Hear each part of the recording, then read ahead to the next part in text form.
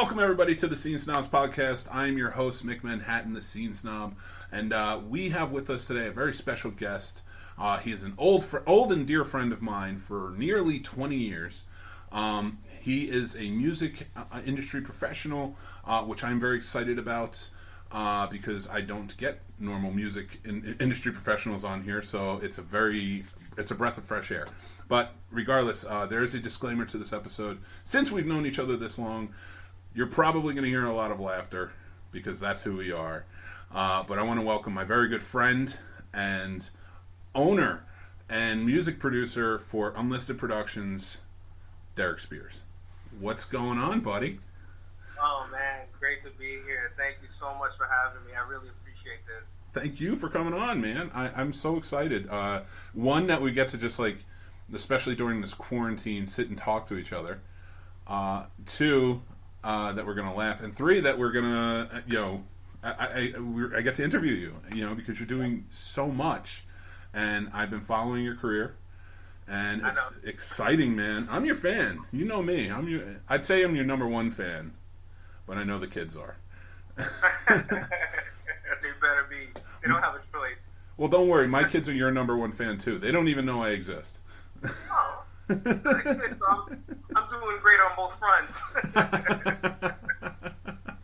I had to introduce them to hip hop. Come on, man. But D, I'm glad I have you on the show, and I want to talk to you about your starting. I know where you started from, but with the music and getting into it and producing, I want to fill the fans in, or my fan, I should say, and on your career, man. It's very exciting. Well, I appreciate the opportunity to talk with you, man. It's always great. When I was 17 years old, I started, making demos like 70 billion other people out there. Started writing for different people. By the time I was 18, I started getting some labels to notice some of the things that I was doing. Even on the underground back then, it was sending out cassette tapes, if people remember what those are. And we had some back and forth, and I say we because at the time I was rolling with a couple of the artists. Just wrote music and stuff like that. We got some shows, regular kind of story about getting noticed. Eventually, I got a record deal with a label that's now defunct named G Street Records. And they had me doing a lot of things. I was, opening up for a lot of the major artists, and I started making connections that way. After some time had passed, I started doing my own thing when I saw that the label wasn't really pushing my career, so I started writing. I still perform on tape, but primarily my goal is just, as a songwriter. The reason I started my own label many years later was I wanted to inspire a lot of the younger artists because I felt like hip-hop, the hip-hop that I fell in love with and the hip-hop that I feel wasn't getting the kind of notoriety it deserves. I was trying to give an outlet to younger artists that were coming up that wanted to be different, and every once in a while someone will come along that will really kind of shake up the industry, and I try to find a way to get those artists out there, whether it's helping develop their music, helping to make connections with other people. And sometimes, if a project isn't really moving the way I think, sometimes I'll just put together the project myself just to put it out there, just to, because you never know who you might inspire with something like that. So I try to come out with things that are very different, off the wall, some people would say. But I do it just to show people that there are people out there that want to do something different and want to do something new. And that's basically my whole, that's my whole reason for starting Unlisted Productions. So I'm always just trying to find artists. I work with them behind the scenes and try to help them get to whatever next level I can help them get to. So doing that, I write, I produce, I I do, different types of whatever it takes to get projects out there. Which I think one of the things I love about it, and me with my the filmmaking background, it was great because I remember when I left for film school, and many moons ago, you had kind of picked up with doing your own music videos and your photography. And I'm watching your career. My dear friend is out there and he's doing it, and I'm like, I should have never left for film school. I was like, I should be there with you. You have surpassed me, sir, with your look in photography and your videos. And I was like, I'm a good producer, all right, I'll give you that. But I was like, the look, I'm like, they look amazing. I was like, I'm paying $100,000 for this, and Dee's just out there doing it. Well, first of all, that means so much to me coming, from somebody like you. I know I respect and love as a friend, and have have always been hearing about your passion for movies and filmmaking. So that means a lot to me. But really, it started because I couldn't find the right people to do things the way I was envisioning them. That's really how it started. I worked with a couple of directors, and the first thing they wanted to do was to try to tell me to be like somebody else, or try to tell an artist that I was writing for to be more like so-and-so. And that just drove me up a wall. So I said, you know what? I went home one day after working with a director all day, shooting hours and hours of footage. I went home that day, started researching cameras, and I ordered a camera, even though at the time I did not want to try to, that kind of expense.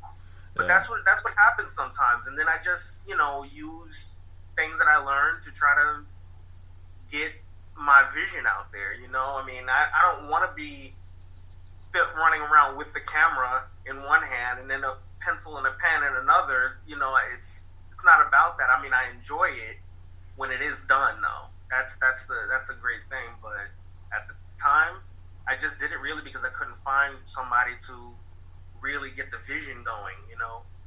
Yeah. Yeah, no, and I completely get that, and I love that you did that, and I love that it does. You kind of inspired me with that too, because if you remember, I was doing different podcasts as a personality and doing the marketing and such for them, and then finally after the last one kind of fell apart, not because somebody else wasn't willing to do it anymore, and it was his show, and I was like, all right, well, it's just time.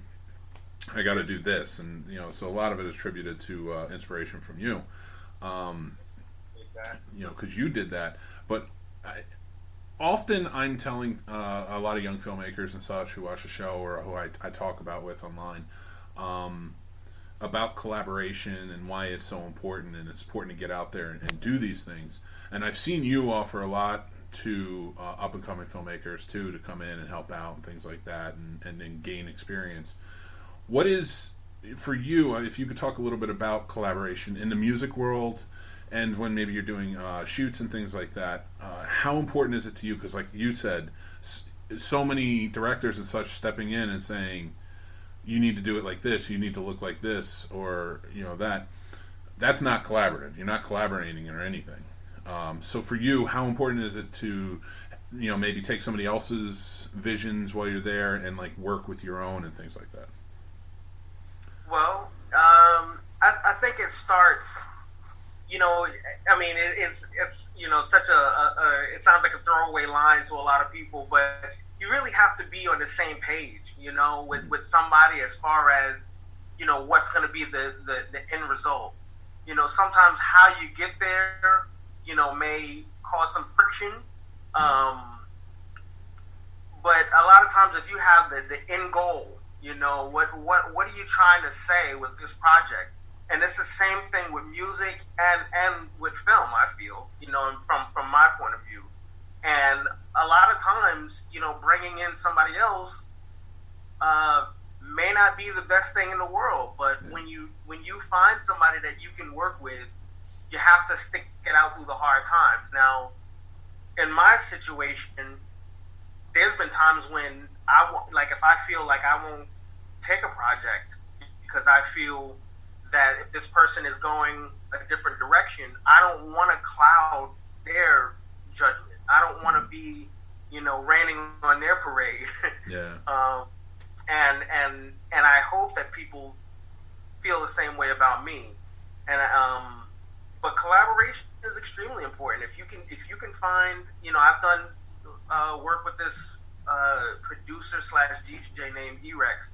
When I started to do the Unlisted Artist Project, in music, I was, coming out with songs that most producers would say, "Oh no, there's no way. This is nothing like what's on the radio right now." And he stuck with me. He saw my through. And that was like the real jump start to Unlisted Productions. And now I write for some people, and some people I just tell them, if this may not be right. This may not be a good choice, and I'll still respect you on the next project if you want to come back for the next project, but this project may not be right for me because I've had too many people rain on my parades, and I don't want to be that for somebody else. So I think it's important, just as important to know when to walk away from a project as it is to know when to collaborate. That's how I feel anyway. That is a fantastic answer, and that's almost, it's like a new twist, not a new twist, but a new outlook on things that I haven't really touched down on before. But being able to leave ego aside, and being able to decide whether this is right for you or not, because we've all been there, in any aspect of life. It doesn't just have to be show business, for lack of a better term, but being able to walk away. Sometimes money, as artists, and as artists, I mean, sometimes we never know where the next paycheck is coming from. Yeah. And so, some people have the mentality to say money is money. Oh my God. Sorry. No, that's perfect. No, some people say money is money. Some people say business is business, and business has no friends. All right, I gotta interject there for a second for anybody who's listening or watching. That is D and I worked together. Years ago. That's how we met, working at a movie theater together. Very, very many moons ago, and that was something we would joke about, playing like the big-headed role to everybody we worked with. Just like, money is money, whatever. Yeah. No matter how bad, no matter. That's it. Money is money. I remember that was your answer for everything, because you were a manager, and you'd be walking past, and somebody would have like some, I don't know, whatever question it is, like, does this need to go here? Or it was a very, I don't want to say minuscule, because work is work, but your answer would just always be like, money is money, and walk away, and everybody just knew you and was like, oh my God, like, knew you were kidding. It always cracked me up. I'd always be laughing. Doesn't it feel good to just say that, though? Doesn't it just like money is money? It just feels good to say it. I bet it feels better for Jeff Bezos, but...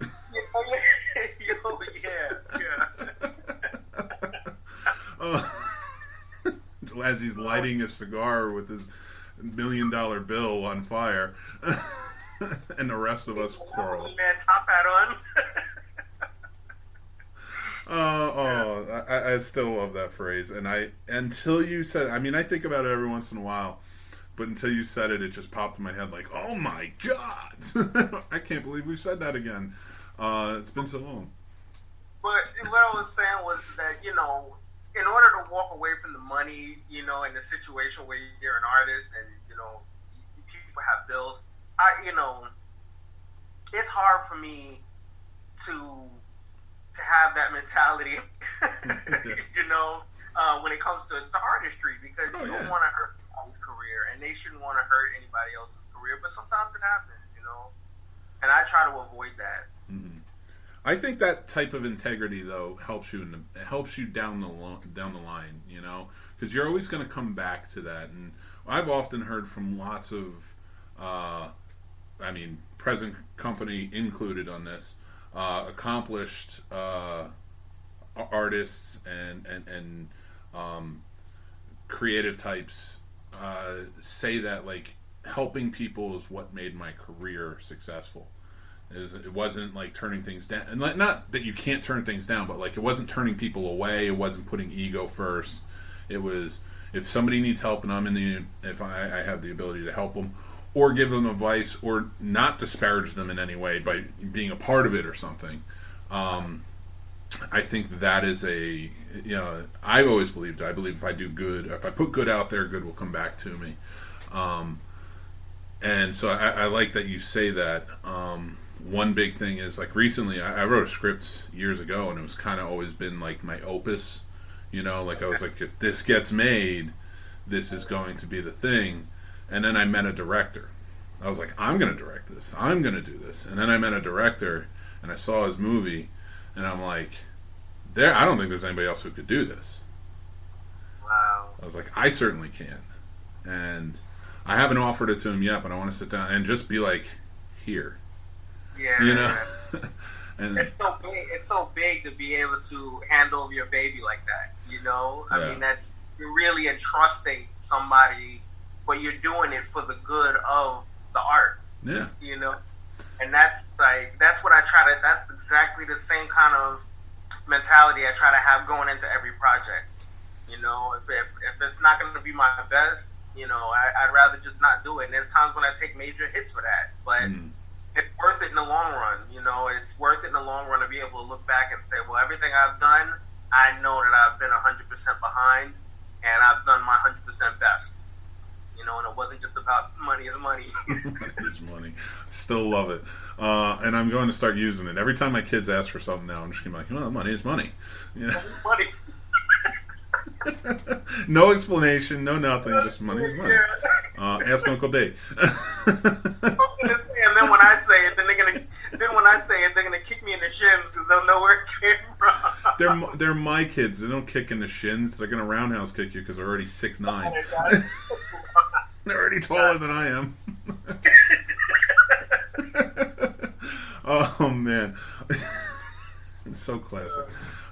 Dude, it's so refreshing to get these type of laughs down too, because it's been a while, and we've always laughed like this. Not many know, but we sat down and wrote a screenplay together, and of course I'm telling this story. It's a movie-based show. I got to tell the story. We sat down and wrote a screenplay together, which I'm telling you, if we Disneyfy it, they'd buy it. About a group of an elite assassins. It was like 21 Jump Street meets like an assassins movie. I can't think of it at the moment. Somebody that knows every movie in the history of movies. That's the best you can do. All right, because you got me laughing. I'm still thinking money is money. Everyone just needs any movie where people get killed. Oh my God! Listen, I still maintain that was a good one, man. And I love. Remember who we said we should get the star in it? Who we should get? That's how long ago this was. Who was it? There's Tretch. Oh yeah! Oh wow! Right. That's how long ago it was. We were just like, we should get Tretch to start. It's great. I remember that now. And you were all about the leader of the assassin group being Christopher Walken. Oh yeah, that's right. Oh my God, yeah. See, it shows how long ago it was. It was a very long time ago. It was funny though. I did want to talk to you a little bit about going back to movies real quick. Actually, before we do this, I do want to talk to you about upcoming projects, because I know with quarantine everything is kind of up in the air. But what are you working on, man? Well, speaking of that, I did write a song. Haven't told anybody about it. You'll be the first one to hear it, and then anybody who watches this. Perform it now. Do it. I'm sorry? Perform it now. Oh, no, I can't. Well, if you really need me to, like, camera action, no. I my sequin jacket on. Hold on. No, it's a song that actually deals with what someone out there might be going through. Somebody who's healthy but alone. Mm-hmm. You know, and so the name of the song is "Co-Isolation," and it's basically talking about all the thoughts that will go through your head that somebody might not say out loud. You know, all the crazy thoughts about it, like, you know, looking in their kitchen is stocked, but they want to see people so bad they're thinking going to the store just because it's legal to go to the store to see people because they can't work. That office crush that they haven't seen her in weeks because, you know, there's no work right now. So he's wondering, you know, what might be going on in his, you know, with the relationship with her, you know. Mm-hmm. So it's something I touched on with that. And then I'm working on another song with my friends from Band Zero in India. Nice. We have a song called Run. And it's kind of sort of every song I do with them, it always deals with relationships. Always, it's always like a real deep emotional thing, and I love that about them because I feel like his voice, you know, is just perfect. It really brings out emotion. So whenever I try to write something, so I produced the track for it, and he's gonna sing the hook, and I'm gonna do the rap on it, and then I have a video already in mind for it. I just have to wait for things to get back to normal. Those are the two major things. And I've been writing songs that will probably go to other people all the time. And with this time at home, with no going out every day to bring my eldest to school, you know, I have that much more time. So I've just been writing. I love that you say that too. Because that was another thing, like during all the isolation and everything, you know, with different people I've been talking to and filmmakers, I've been saying, like, use this time to write a script, use this time to write music, get it out there so when things start to open back up. And I talked to two producers the other day of their new movie is The Quarry, the new Michael Shannon, Shea Wiggum movie. And you'd dig it. I think you'd really dig that movie. I talked to the producers and I was asking them, like, what are they up to? And they're like, things are kind of up in the air right now. You know, they're more fortunate because they're riding the high of movies coming out before they have to go to the next project. But they're saying, like, we're hoping there's lots of people writing, so when this ends, like, we're gonna need things. Everything's on halt. Nothing's coming out. So they're hoping, like, okay, give it to us and let's run with it. You know, so. Right.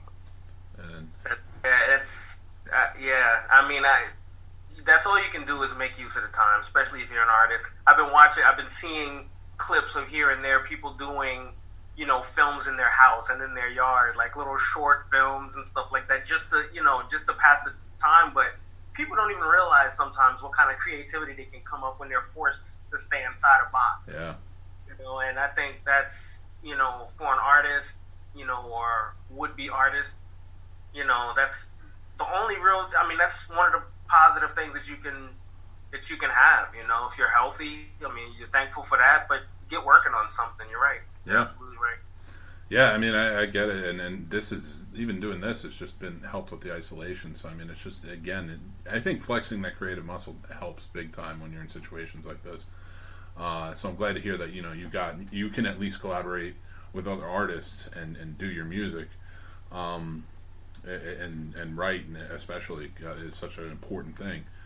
I did want to touch down a little bit on your kind of like your influences, or for just to kind of marry the two of like where you're writing and things like that. Your writing and the music you're putting out. Well, who are some of your biggest influences? It's weird. I don't mean I don't mean to do it. It's weird to ask you that question because I know them. Right. No, as an interviewer, I'm like, yeah, it's not just us here. I get it. Well, yeah, I'll say it as if you don't know. I mean, originally, I was inspired, heavily by Wu-Tang, heavily by, Naughty by Nature. They were another one. Oh, yeah. Heavily by Redman. people who were really creating a lot of music back then, where there was nothing else out there like it, and that's kind of, shaped my, shaped my goals. That I don't want to just. I mean, nowadays you have an artist that comes out with a song, it's a hit, and the next day on YouTube there's 50 million songs. People stayed up all night to get a song out there that's just like it. Even the people who are already established, living in mansions, and that to me is just, I don't know. It's not the same hip hop that I grew up with. Yeah. My influences, Tribe Called Quest. There's so many great artists out there that really influence me. Nowadays, because I write so much and because I try to write for other people, I listen to music a lot, but I don't listen to a lot of new music over and over like a lot of people. So It's hard for me to be influenced by somebody new, because I do that on purpose, because I want to try to stay fresh. I want to try to keep, I'll let some things in and I'll hear it and I'll say, okay, I really like this artist, and I'll go through whatever I can find from them.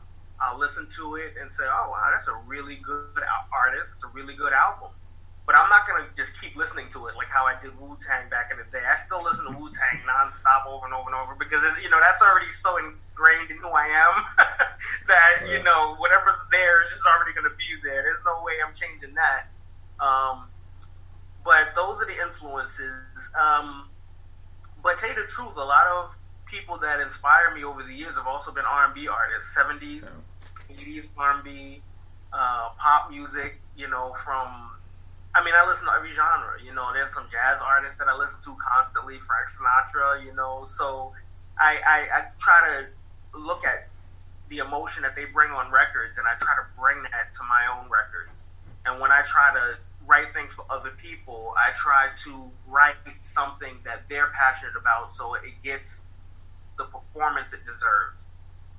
Not to say that my writing is like that, but you know what I mean. I'm trying to match them, trying to show something that matches with somebody. I don't want to write a song for somebody talking about flying on private jets if they've never seen a private jet. Yeah. So you can write that song for me. Remember, on my private jet, it just says "money is money." Money is money. That's it. And the album cover would be the face you made. Yeah.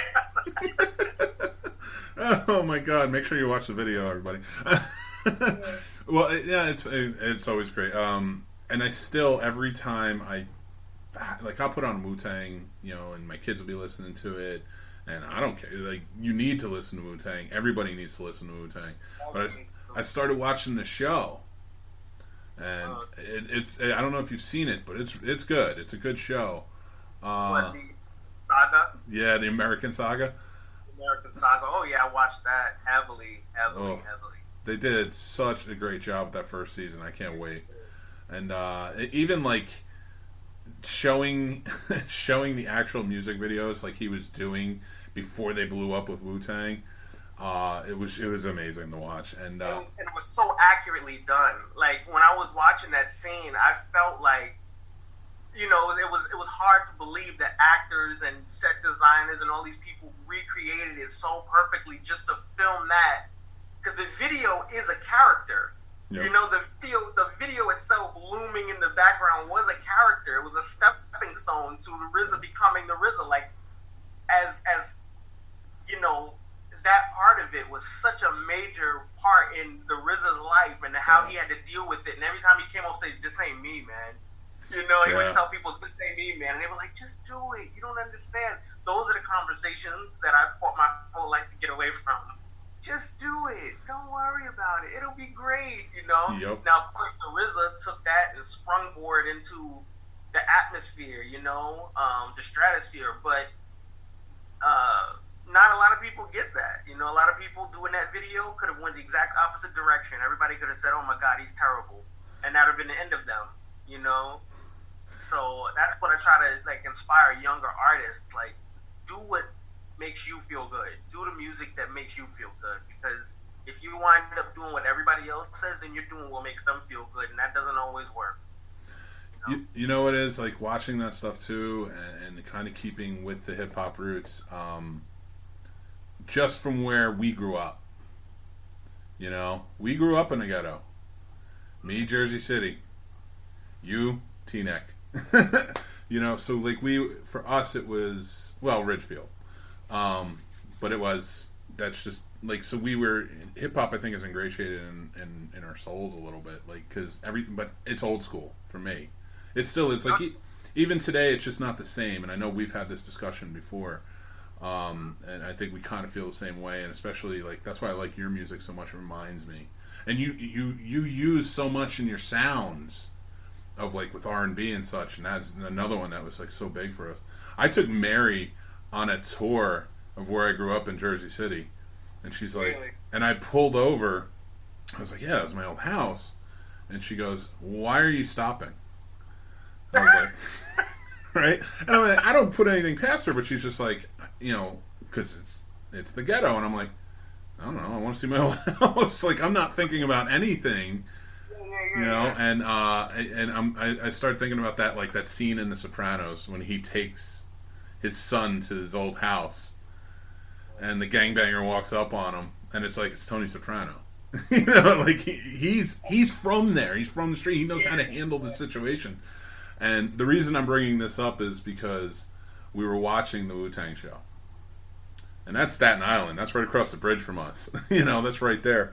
And my kids were watching it, and they were like, what is this? And they're asking, well, not the 3-year-old. 3-year-old doesn't, he runs into walls. But the 8-year-old was asking, and I was just like, oh man, I was like, that's Staten Island. I used to go drink there. You know, just say, like, when I was young, like, we used to go to the bars there and stuff like that. And he was just like, really? And then it sprung into this whole thing of, like, what Wu-Tang did for me growing up. Right. You know, and like, the music, and not just Wu-Tang, but, like, so many of those artists helped me get through, you know, my childhood and things like that, and like, not just the bad, but also the good times, you know, and what music should mean. Absolutely, Mike. Yeah, absolutely. Yeah. It's the same thing. Like, with me is you know, I was kind of like an angry kid. I don't know why, but I was always angry. And my parents used to, and my mother used to say, like, one day you're gonna find something. She used to say that, and I'm like, yeah, what am I gonna find? Like, walking around like Yosemite Sam, you know, basically, just, you know, all the time, like I was just always angry, and I don't know exactly what it was. I think it was more that, you know, I felt like I was, I guess, unfulfilled in a way or something, and I was just very angry. And you know, when I started really getting into music, started writing, and I wasn't sitting down and writing my feelings so much. It was just writing. Just the feeling of writing just made me feel a lot better, and I had something to focus on. And so, you know, Wu-Tang was such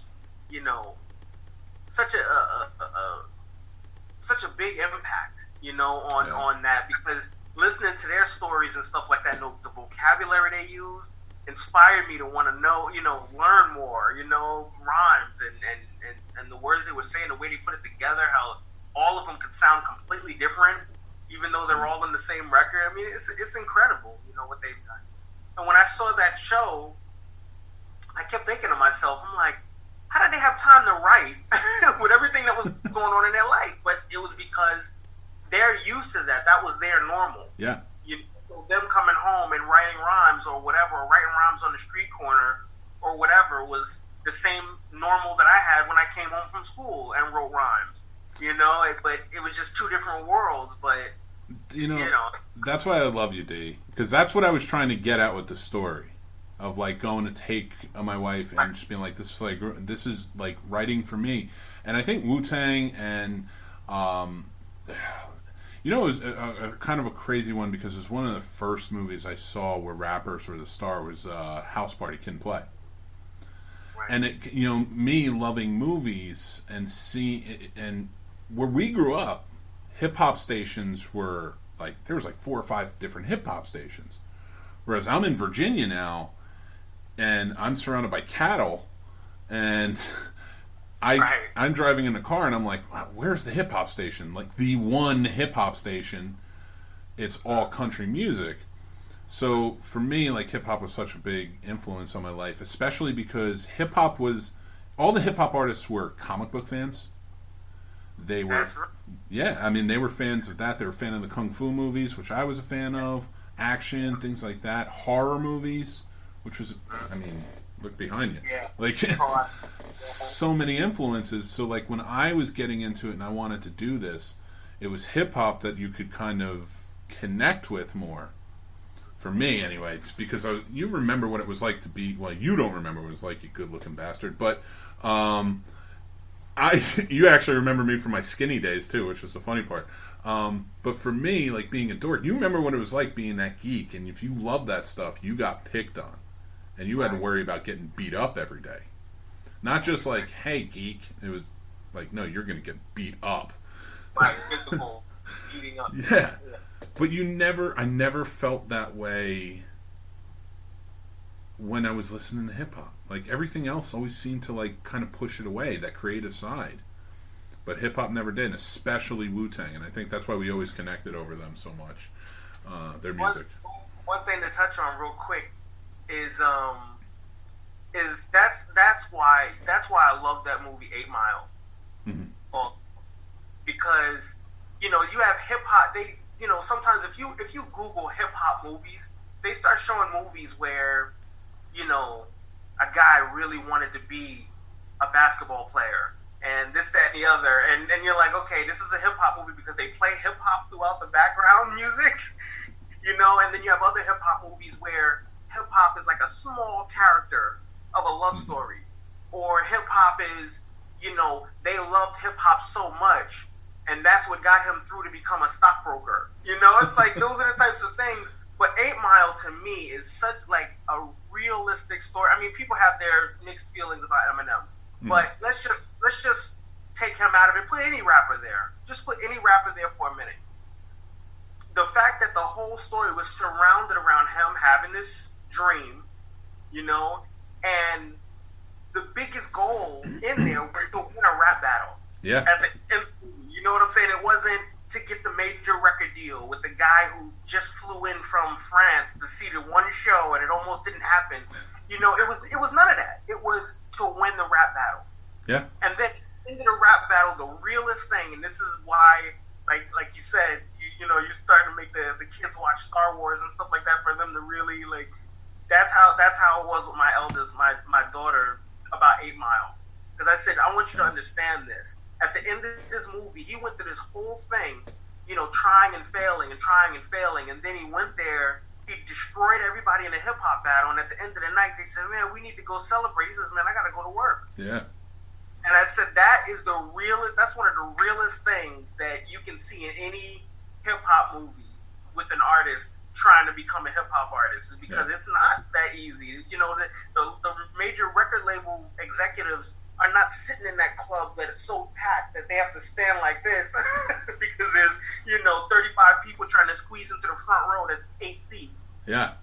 So, and so I thought that was very real. That, and I loved it. I love that about that, and that goes to what we're saying about in that movie he was getting beat up and his girlfriend was stolen, and I mean it was just like one horrible thing after the other, but the one constant was him take a step closer and closer and closer to that rap battle. Yep. And then finally when he just destroyed the whole place, at the end of it, it was all over. It's like, okay, he's the man now.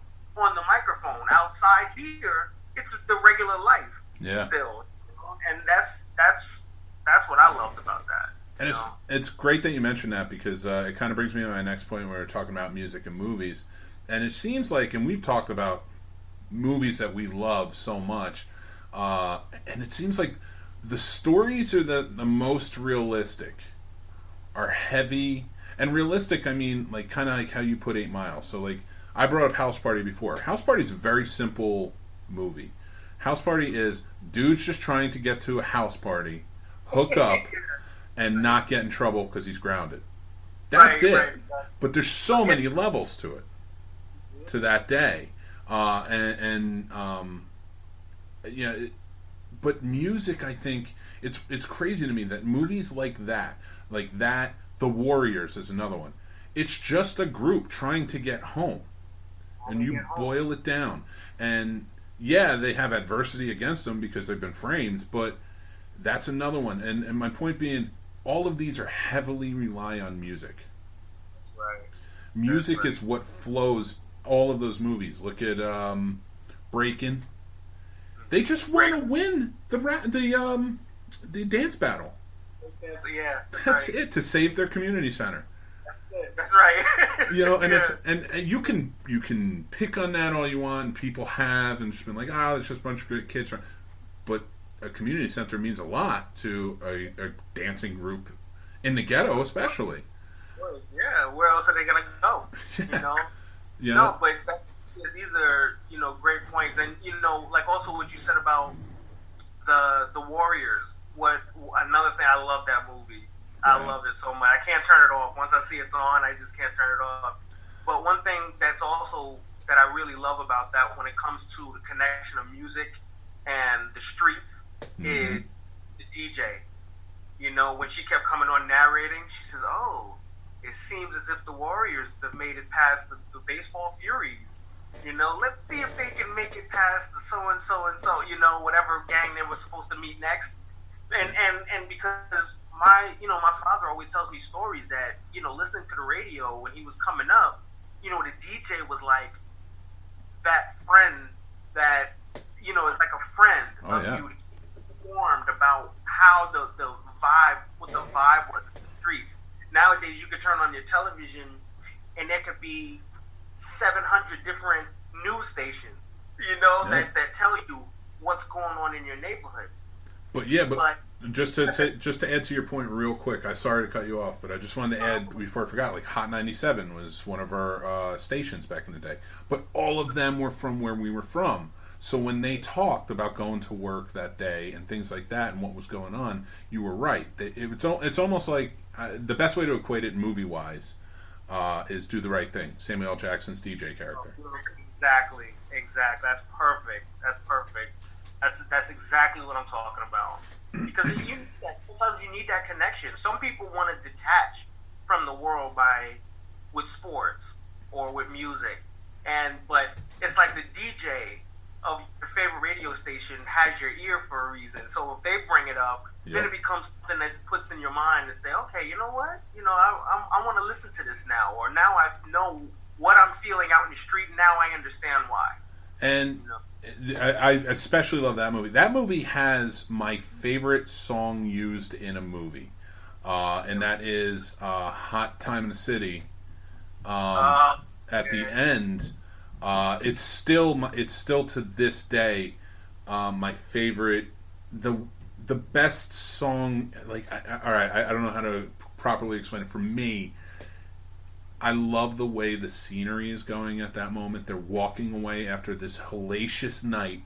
They've finally been vindicated, and then the DJ comes on, played by Lynn Thigpen, who's amazing, and everybody should remember her from Where in the World is Carmen Sandiego?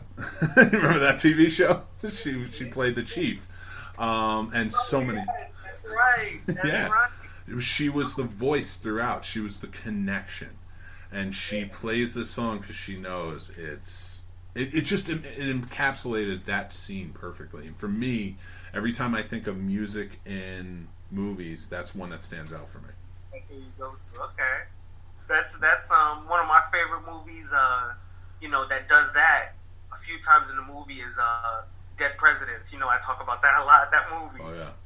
The way that they really brought everybody watching the movie, because they're bringing you to an era, they're bringing you to an era, and Dead Presidents, has war scenes and it has all this different stuff, and they give you the music to set you in the mood, and there's a scene where Lorenz Tate is riding with Keith David, and in the background is Isaac Hayes' Walk On By. Like that music is just like you can't listen to that and not just lean back in your seat and hold the wheel with one hand the way he was, the way he was doing in that scene. It's like perfect things like that just make you smile even after the movie's over. It's like you just thought about it. Like whoever came up with that imagery at that time, mixing with that song or however they do it, you would know way better than me. But really, really, really, really pull that off. And I think for me, like a lot of times talking to indie filmmakers, like I understand completely that buying music or spending your budget when you're making a movie on music isn't your first thought. But it should definitely be an important thought. Like, yeah, okay, maybe you shouldn't go out and buy, in a very expensive, famous song, but there's so many artists out there to try and collaborate with that are just selling their music, or just want credit. Or just want credit, exactly. And I think that's so important. I think that's really important to me. For everybody to know, is like when you watch a movie and you hear a song in that movie that's just perfect, like Pulp Fiction, everything in that movie was perfect. Reservoir Dogs, everything in that movie was perfect. That song wise, and everything was picked out deliberately. Guardians of the Galaxy is another good indicator. Perfect. He went through and he wrote it to these songs and he picked them out perfectly. So for young filmmakers, if you're watching that and it makes you feel something, why do you think that you don't need to do that when you're making your movie? Right. Because you're connecting with people out there that have already, that are now experiencing your movie in a different way now. It's like it's another level that you're basically, making imagery to match the vibe of the song. Yeah. It's important. That's why the music video is still extremely popular to this day, is that some people can bring some imagery, to your music that can make you really remember something for a lifetime, Oh, yeah. And just think about how many famous directors out today that started with music videos, commercials and music videos. Yeah. Speaking of hip-hop movies that really had nothing to do with hip-hop, but the movie Belly, the first one was Hype Williams. I mean, the imagery in that, when the music came on, I mean, one of the most, the part that I remember the most about that movie is when they're wrapping up, like, mounds of cocaine, and they're playing in the background, they're playing D'Angelo's Devil's Pie. And it was just a perfect kind of, thing. And you're thinking to myself, like, oh my gosh, like, why do I feel good about what I'm watching? It's because they pulled it off. They pulled that off. I mean, they pulled off many scenes in that when it came to the music and the movie. Oh, yeah. But that was the way that a lot of the hip-hop movies that I feel, should have, that movie should have inspired more, movies where you had hip-hop as the entire score, basically, and the entire soundtrack, was just so well done. Yeah, to talk about Belly is funny. I'm watching that documentary on the Last Dance about the Chicago Bulls in the 90s and their runs. And it's funny because at one point they talked to Nas. And they talked to a bunch of people who were huge in the 90s. Nas transcending the 90s, and he's still, he's way past that, but like he started out, getting as big as he was in the 90s, so I guess they brought him in to talk about, Jordan and that effect on just pop culture. Yeah. And it was so funny, he popped up, and my kid goes, "Who is that?" And I was like, "That's Nas. You don't know who Nas is?" And I'm thinking, I'm the one who's supposed to be teaching you this. Yeah. You got offended. But I did. But you know who Nas is?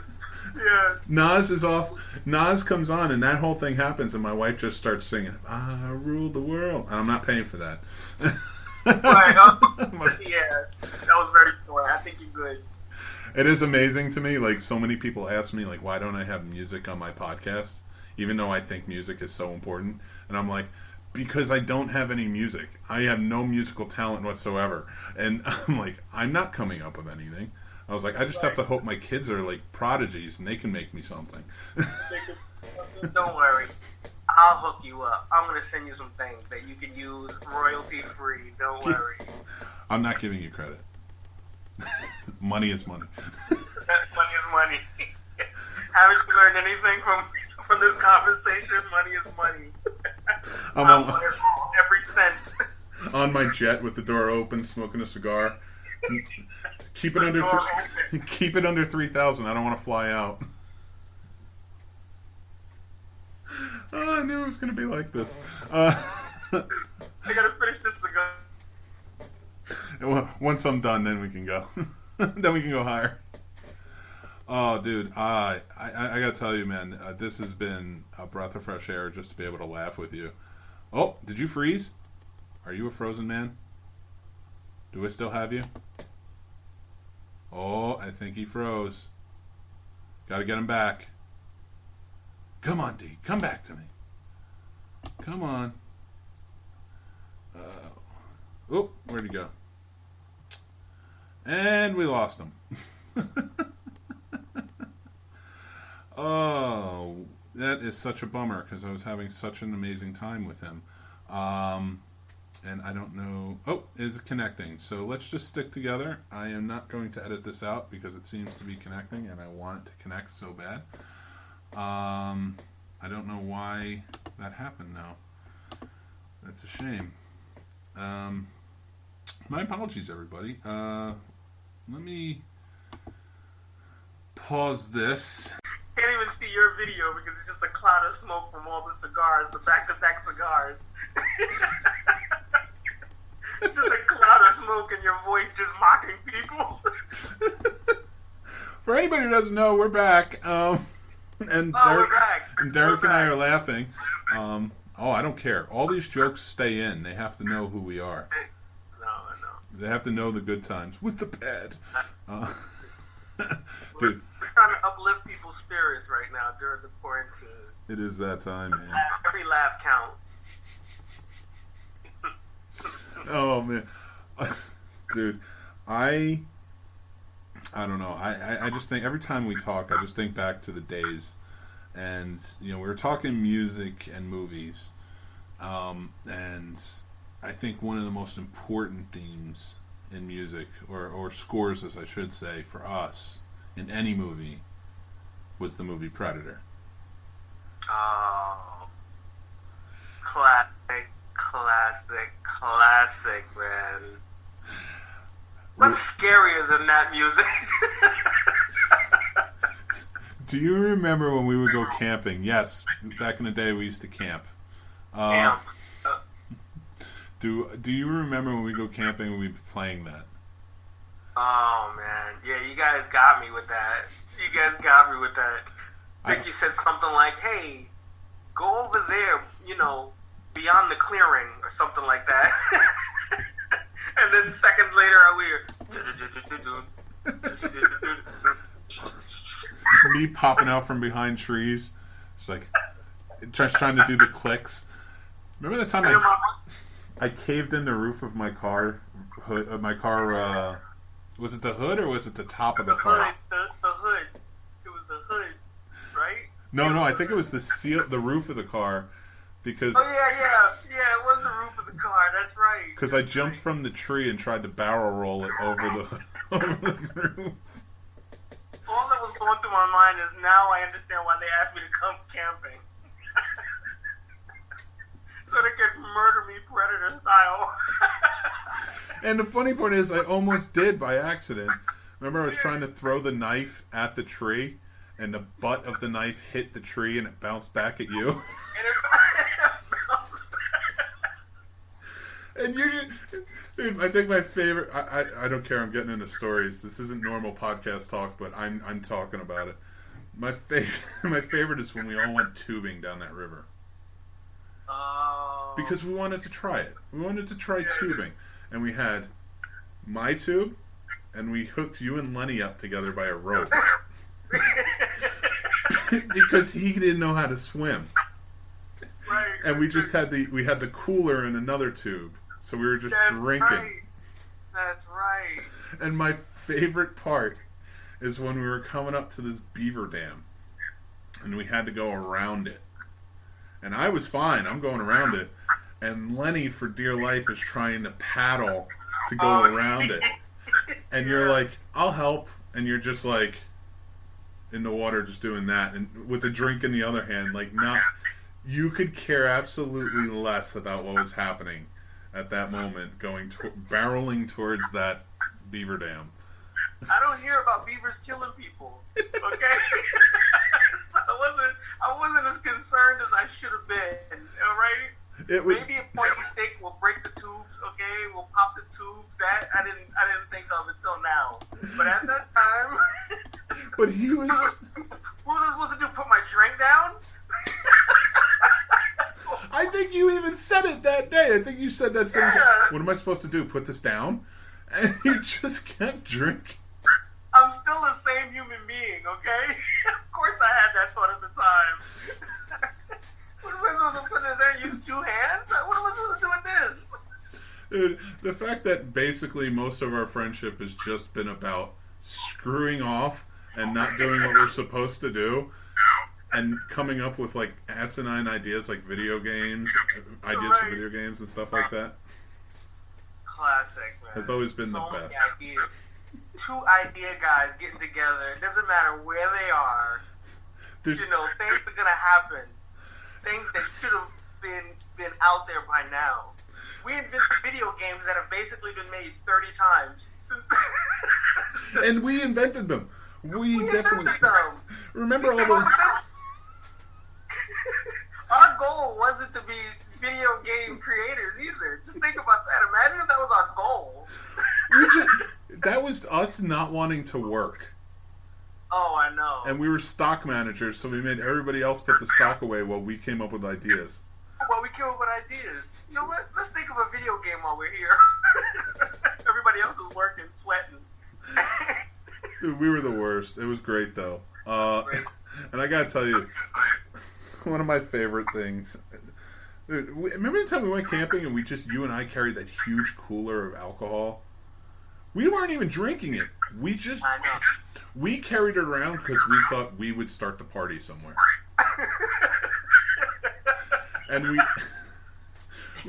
And we ended up at the end of this very long trail in the woods. And I think we fell asleep. I think like you were up against one tree and I'm like over in the corner sleeping and like the cooler's just sitting there. Yeah, oh my God, that's right. Because we told people like, hey, this is where the party is, and we thought, hey, this is where the party is going to be.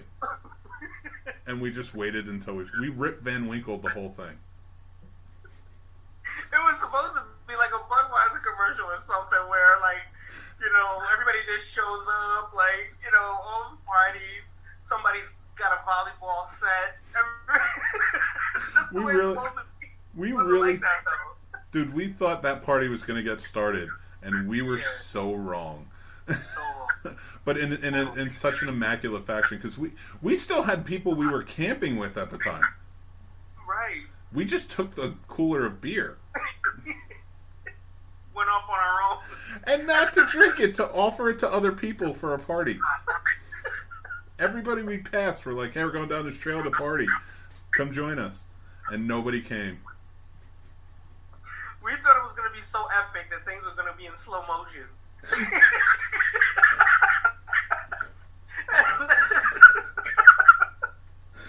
Oh my God. And nothing happened, man. I think we wanted our dazed and confused moment. Yeah. Again, another movie where nothing really happens. They're just trying to get to a party. That's right. And not even going to get in trouble. They're just trying to go to a party. Right. That's it. And music is such a huge part of it. I know. It's classic, man. There's so many. Well, I'm going to end the podcast portion of this. All right. Until we keep finishing, because we're going to keep finishing, and then we'll talk a little bit. But before I finish the podcast, I wanted to say to you, what do you have coming up? Anything you want to plug, or just your social media or anything like that? Well, I can basically be found anywhere under Unlisted Artist or Unlisted Productions. I mean, right now, as we've said before, a lot of things are on hold right now. But there's a lot of projects out there, and like I said before, I'm always looking for, to work with, artists that are just coming up that want to make something different. That have that kind of the inspiration or aspiration to create something different. A lot of the artists that are out there right now, they seem to be all trying to get into the same lane. So yeah, that's what I do, and I'm doing it more because I love the music and I want to keep the genre strong. So. Well, I love that too, and we talked about that, and for anybody who is out there, reach out to Unlisted Productions or Unlisted Artists on social media, and definitely, if you're you want to record, or you just even advice, I think you'd be great for just that, just to give advice on how to do it all. And I got to tell you, I mean, I love so much that I got you on the show. Yeah, I'm glad. I'm so glad I'm here, man. I'm so thankful for this. Yeah, man. Well, anytime. You're always welcome on the show. Even just as a guest panelist to make fun of me. While you're trying to do very serious interviews with people. All I want to do is now have a serious interview on Zoom and have you there, and anytime somebody asks, oh, well, who is that? And you just look at the camera and you're like, money is money. And that's it. That's all you say. Money is money. And I'm just like, that's my money guy. And then I think that would just be epic. But yeah, for everybody listening or watching, make sure you go check it out. Dee and I go back a long, long way. It's just always a great time talking to you, and I'm so happy with how much success you're seeing. I wish I could have been a small part of it, but I am in no way, shape, or form connected to it in any way. No, but you know what though, having you around it, really was great for me, and I hope it was great for you too. We bounced ideas off each other.